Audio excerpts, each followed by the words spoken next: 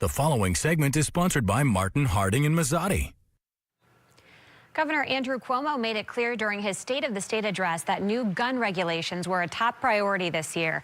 Recently, a series of gun control measures were proposed, including a ban on bump stocks, expansions on background checks, and most recently, a new gun storage measure. Here to help examine this most recent proposal is managing partner Paul Harding from the law firm Martin, Harding and Mazzotti. Good afternoon. Thank you so much for being here, Paul. You're welcome.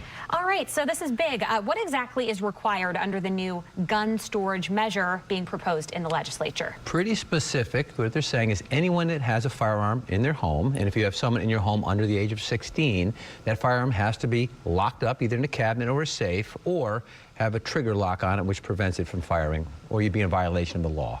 Okay, so if you don't follow the law, what's the penalty? Well, that's where a lot of debate happened. So they decided that they were going to make it a misdemeanor. And the misdemeanor up to jail, up to 1 year, and it's something that's probably going to be happening throughout New York State more than one likes to admit. So how they would enforce that would be the question, and the misdemeanor, again, serious enough penalty.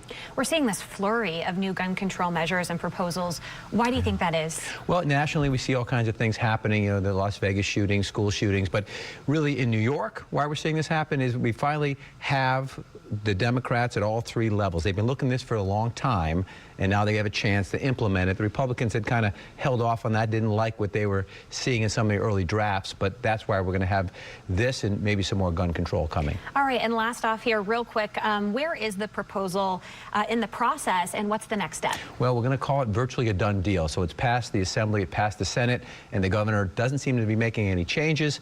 He's going to sign it. It will be a new law soon, is my read. All right, well, thanks for covering it for us so everybody has the heads up.